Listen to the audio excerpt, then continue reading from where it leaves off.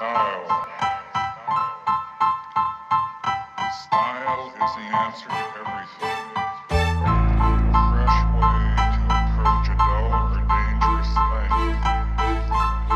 To do a dangerous thing with style is what I call art.